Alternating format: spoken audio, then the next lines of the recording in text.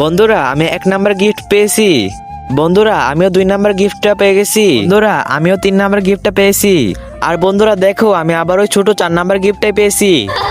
বন্ধুরা দেখো ও কত ছোট গিফট পেয়েছে, পুরো ওর মতোই। বন্ধুরা ফার্স্টে আমি দেখি আমার গিফট থেকে কি পাই। আরে বন্ধুরা আমি তো শুধু হোয়াইট কালারের বেলুনটা পেয়েছি। বেলুন বের হলো, এখন আমি খুলে দেখি কি পাই।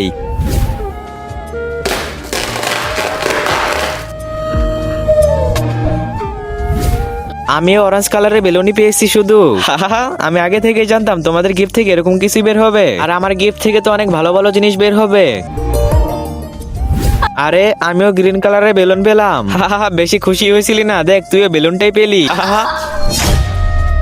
এখন আমার পালা, আমি দেখবো আমার গিফট থেকে কি বের হয়। তারপর কি হয়েছিল দেখার আগে তুমি কি ফ্রি ফায়ারকে ভালোবাসো নাকি তোমাদের মা বাবাকে? যদি মা বাবাকে ভালোবেসে থাকো তাহলে ভিডিওটি লাইক করে চ্যানেলটি সাবস্ক্রাইব করে দাও। লাইক সাবস্ক্রাইব না করলে বুঝে নেবো তুমি তোমার মা বাবাকে ভালোবাসো না। আর তুমি 1 নাকি 2 কমেন্টে বলে যাবা। আমাদের তো অনেক বড় বড় গিফট ছিল, তাও এই বেলুনটাই পেয়েছি, তোর এই ছোট গিফট থেকে আর কি পাবি? চলো এখন আমি খুলে দেখি। এত ছোট একটা গিফট, তাও আবার কালার পেলো। নেহা তুই তোর বেলুনটা দে। বন্ধুরা আমি এসে পড়েছি। সুবর্ণা এখন তুমি তোমার বেলুনটা এটার উপরে রাখো। এখন মেহের তুমি সব থেকে নিচে রাখো।